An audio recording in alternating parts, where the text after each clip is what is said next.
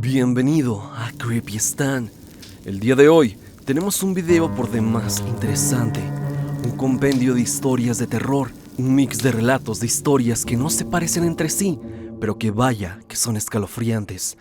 Hoy veremos casos de apariciones paranormales sucedidas a guardias de seguridad, así como anécdotas de exorcismos, pasando por encuentros personales con la Llorona, así como relatos fuertes pertenecientes a uno de los eventos más escabrosos que los mexicanos han vivido.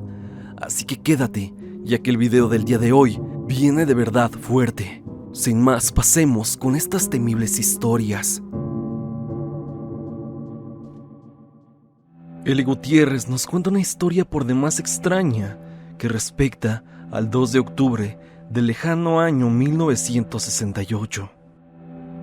Antes de empezar, quiero que sepas que me gusta mucho tu contenido y espero que este relato lo leas.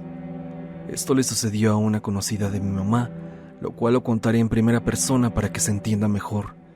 Lo siguiente que te narraré probablemente sea fuerte.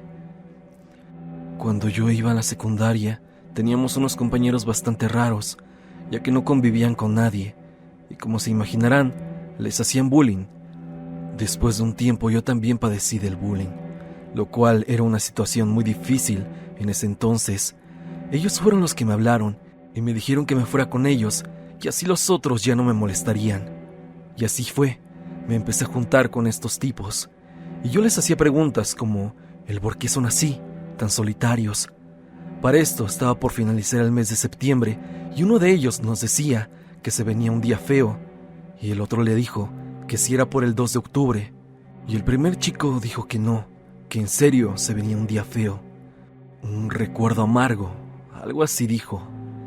Él decía que el 2 de octubre de 1968, su bisabuelo era uno de los militares que recibía órdenes de acabar con los estudiantes, a lo cual él al principio se negó a hacerlo. Según su bisabuelo se negaba, ya que no tenía el corazón de matar a los jóvenes, debido a que este hombre tenía hijos de esa edad y se le complicaba demasiado hacer eso para él. Pero dice que a otros compañeros los amenazaron diciendo que si no lo hacían, ellos y sus familias iban a terminar como los estudiantes. Cuenta que al bisabuelo le tocó perseguir a los estudiantes cuando se dirigían a la construcción del metro de la línea 3, más en específico la estación Tlatelolco. El bisabuelo dijo que entró hacia el metro, o lo que apenas estaba construido, y encontró muchos cuerpos tirados por doquier. Eran de los estudiantes que lamentablemente fueron alcanzados por los soldados. Muchos de ellos estaban agonizando y otros estaban con vida, y según el bisabuelo contaba que esos cadáveres los enterraron ahí, ya que como estaba en construcción era más fácil deshacerse de ellos sin dejar ningún tipo de rastro. Y esto concuerda con varias leyendas urbanas que he escuchado hablar a lo largo de los años, que los estudiantes fueron ocupados y se echaron en las traves de diferentes estaciones del metro. Pero bueno, el bisabuelo quedó muy mal psicológicamente, el cual no pudo soportar todo esto. Literalmente se volvió loco, e incluso fue a dar a un manicomio, hasta que poco a poco se recuperó, pero le hicieron firmar una hoja, el cual no supe de qué trató, pero era para que se alejara de esto, sin decir absolutamente nada, y así se quedó. Y es que los gobiernos de aquel entonces eran rapaces en este tipo de cuestiones. Cuando nos dijo todo esto, juro que nos quedamos perplejos, sin nada que decir. Este tipo que nos contó la historia dejó de ir a la escuela hasta que después nos enteramos que se cambió de domicilio y nunca más supimos de él. Hoy en día tengo 44 años y aún tengo esto en la mente. Esta es la historia de una amiga de mi mamá, y la cual me animé a contarte por el iceberg del 2 de octubre. Así que ojalá te sirva para algo. Te mando un saludo.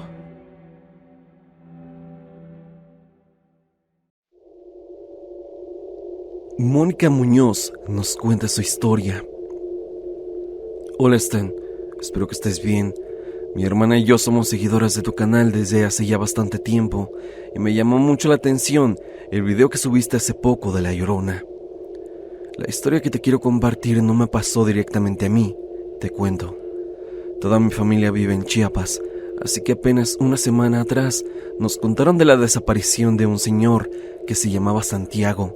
Ya era un señor grande de edad. Yo lo vi algunas veces cuando íbamos allá. Resulta que en una ocasión, cuando él salió a otro barrio de allí cerca, en el camión se encontró a una señora, y esa señora no era alguien que él conociera, ya que allá, al ser barrios pequeños, todos se conocen. Él contaba que esa señora lo abrazó y sin más se fue, y ese mismo día decía que esa mujer había sido la Llorona. Después de esto, el señor ya no era el de antes. Decían que se había vuelto loco. Esto a todos se le hizo bastante extraño, ya que el señor era alguien con muy buena salud. En una ocasión cuentan que el señor, muy emocionado, le platicó a otra señora, que es abuela materna de mi prima, que había pasado por un camino que estaba muy bonito, un lugar hasta con casas bien arregladas, a lo que la señora se le hizo raro, ya que eso no podía ser posible. Las carreteras allá son todas de tierra y son pocas las que tienen pavimento. Días después el señor salió de su casa y desapareció. Lo estuvieron buscando los habitantes de allí y no lo encontraron, hasta que se lo tomaron muy en serio y personas de otros barrios dedicaron días enteros a la búsqueda del señor. Un martes, ya estando a punto de darse por vencidos con la búsqueda, dijeron que si hoy no lo encontraban, ya lo dejarían así. Y ese día pasaron por un lugar y allí lo encontraron muerto. Dicen que por los días que ya llevaba fallecido, y es que ya casi cumplían mes, no pudieron velarlo porque olía muy mal y directamente lo llevaron a enterrar. Lo raro fue que ya habían pasado buscándolo, exactamente en el mismo lugar donde lo encontraron, y no había nada. Lo más sorprendente de esto es que en el lugar donde lo encontraron muerto fue el lugar que a él le pareció ver muy bonito y arreglado. Esta es una de tantas historias que ocurren allá, que son bastante feas. Yo siento que es por ser un lugar bastante alejado y solo, y ciertas energías o ciertos seres se aprovechan de esto mismo para hacer sus fechorías.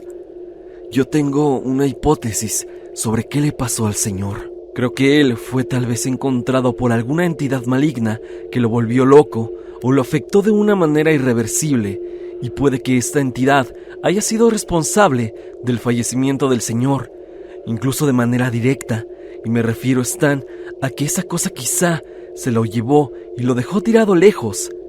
Al menos esta es mi hipótesis acerca del caso. Gracias por leerme, y si consideras mi historia, te lo agradecería mucho.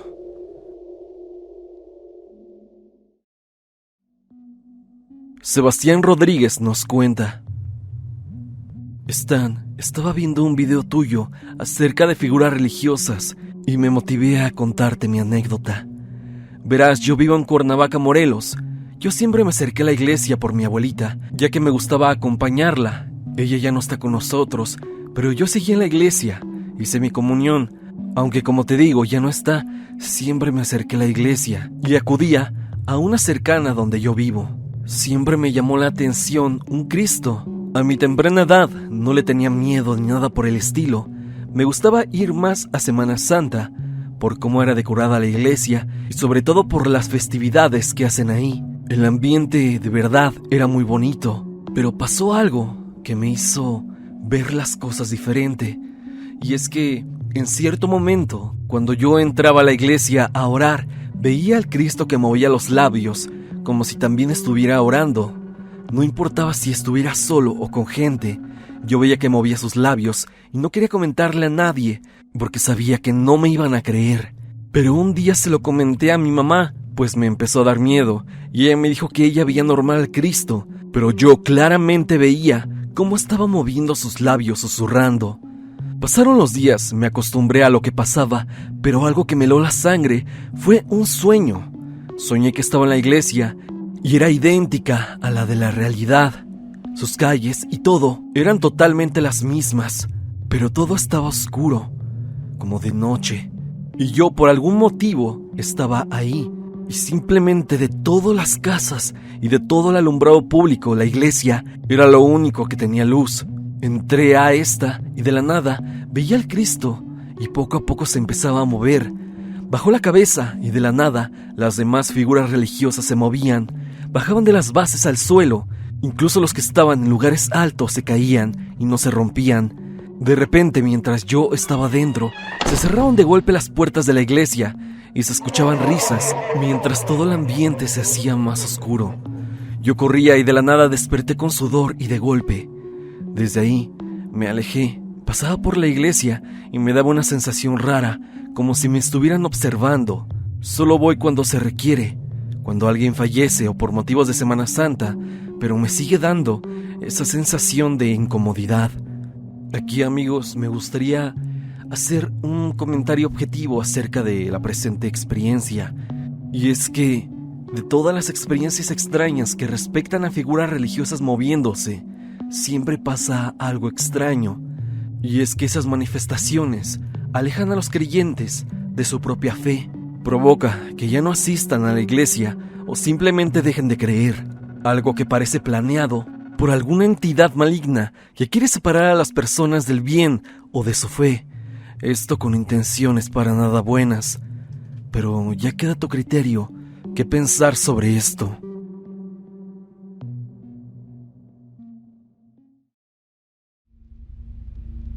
Frida Almanza nos cuenta una historia por demás peculiar que ella tituló El exorcismo de la familia Villeda. Llevo mucho tiempo queriendo contar una historia muy íntima de la familia. Yo todavía no había nacido, pero mi madre y mis tías fueron testigos de este acontecimiento. Mis abuelos eran de bajos recursos y vivían en una vecindad en la colonia Romero Rubio. Tuvieron 15 hijos y cuando les empezó a ir bien fue cuando a mi abuelo lo contrataron en el Hotel Hilton de la Ciudad de México como camarero y pudieron mudarse a una colonia cerca del Bachilleres 4. Todo empezó cuando una de mis tías, llamada Carmela, tuvo problemas con su suegra, ya que ella era de Catemaco, así que como no la quería de nuera, hizo mucha brujería para que se alejara de su hijo. La vez que todo se salió de control fue cuando mi tía la vio haciendo un ritual en la madrugada con un sapo enorme. Mi tía quedó impactada y se regresó a la casa de mi abuelita, cerca del Bachilleres que te comento. Y ahí comenzó todo el tormento de la familia. Mi tía sufría de posesiones demoníacas y así tal cual, como sale en la película del exorcista, ella también tenía fuerza descomunal, voz grave y al igual se le ponía como una bola en la garganta. Mis tías, que aún estaban pequeñas, como de 6 y 8 años, vieron todo eso y en una ocasión quiso asfixiar a su hermana menor, Karina. Ella estaba pequeña y veía todo. Ella nos decía cómo se le metía el demonio dentro. Pero lo curioso fue cuando a una de sus hermanas más cercanas, Rosa, se le pasó también un demonio y se le hacían llagas en el cuerpo. E igual también tenía mucha fuerza. Entre mi abuelo, mis otras tías y mi abuelita no podían con ella. En una ocasión trató de tirarse de la ventana. Al final se les empezó a quitar cuando las llevaban a la iglesia cristiana y a varias más para bendecirlas. Esto, según nos decían, para que se les saliera todo lo malo que traían. Pero los episodios que vivieron eran de verdad aterradores. Cuando yo tenía ya 23 años, fui al funeral de mi tía Rosa, que por cierto, murió de un paro cardíaco.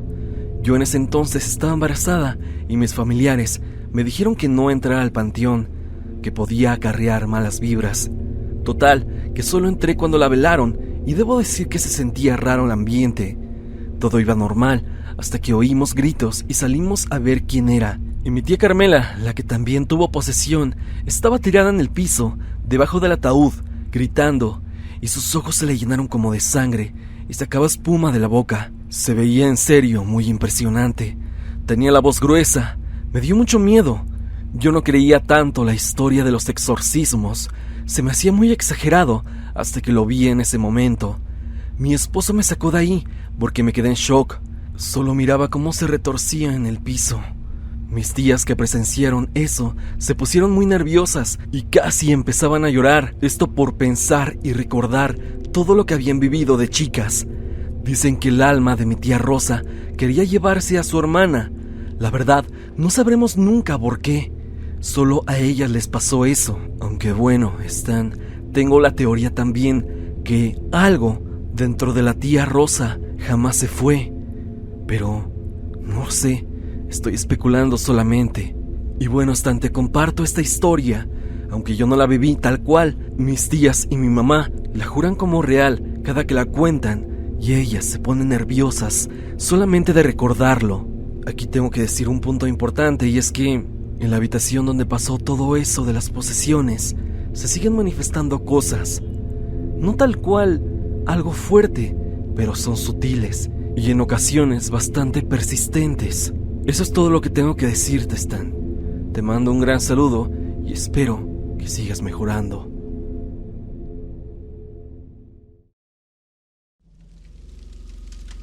Alfredo Morales nos cuenta su historia. Ya con anterioridad había compartido una vivencia, la de la gárgola de Iztapalapa. Sin embargo, en esta ocasión, lo que te voy a contar no me ocurrió a mí, sino a un conocido mío, más específicamente, el hijastro de un primo, y por razones de seguridad no revelaré su nombre ni la ubicación del lugar donde aconteció. Él actualmente se desempeña como velador, y como bien sabemos, esta es una de las labores que suelen tener más experiencias paranormales. Su trabajo consiste en cuidar un inmueble tipo vecindad, que si mal no recuerdo, será remodelado. Dicho terreno es antiguo, y es por esto mismo que considero que sufrió este suceso, ya que comúnmente estos lugares con muchas décadas de antigüedad son susceptibles a estas manifestaciones. Para facilitar su labor, se está quedando en el lugar junto con su esposa, ya que así puede estar al pendiente y revisar más rápido. Cabe resaltar que no cuenta con algún tipo de arma, salvo una macana. Él menciona que durante la madrugada estaba acostado junto con su esposa, y como a eso de las 3 de la madrugada escuchó ruidos. Él salió a revisar y dice que sonaban como pasos bajando las escaleras del segundo piso. En ese instante, optó por regresar a su habitación y apagar la luz para que así no lo vieran, porque no quería poner en riesgo a su mujer si es que era más de una persona. Ya estando dentro, su esposa le preguntó qué había pasado y él pide que guarde silencio, ya que parece ser que hay alguien afuera. Decide asomarse por un pequeño hueco en su puerta, justo hacia el pasillo, y ahí presenció algo simplemente aterrador. Detrás de una viga de metal había un rostro, sumamente pálido, sin ojos ni cabello, la cual se estaba asomando. No se lograba distinguir el resto de su cuerpo, y lo más escabroso de esto es que dicha viga era demasiado delgada como para que una persona se pudiera ocultar detrás de ella, esto sin que se pudiera ver su cuerpo. Cuenta que en ese preciso instante el ambiente se puso muy pesado y su esposa le comentó que estaba muy pálido y no paraba de temblar. Por la impresión del momento no pudo conciliar el sueño y dice que a pesar de que el rostro parecía no tener ojos, él claramente sintió cómo lo miraba. Esto sin duda lo dejó muy preocupado, ya que dice que al principio, cuando recién llegó, en los primeros días, solo escuchaba algunos ruidos y que los antiguos residentes le habían comentado que algo se parecía, más precisamente una niña en un pasillo, la cual la describieron como algo parecido a lo que él vio esa noche. Hasta el momento no me ha mencionado nada más, así que quiero pensar que ya no ha tenido otra situación similar, y ojalá así se mantenga mientras él esté ahí. Agradezco mucho tu tiempo y espero que lo pongas en algún video muy pronto. Sin más que agregar, que pases buena noche, Stan.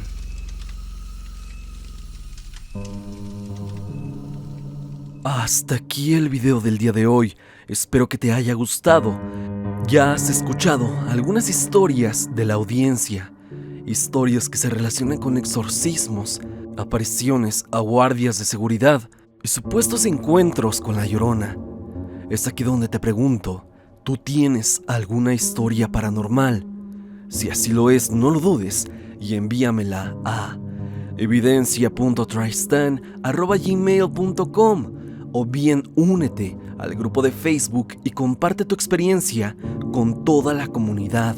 No olvides escuchar a Repulsive, él es el responsable de todas las bandas sonoras que escuchaste a lo largo del video. Si te ha gustado su música, suscríbete a su canal, el link estará en la parte de abajo. Sin más que decir, no te olvides que yo soy Stan y te deseo dulces pesadillas.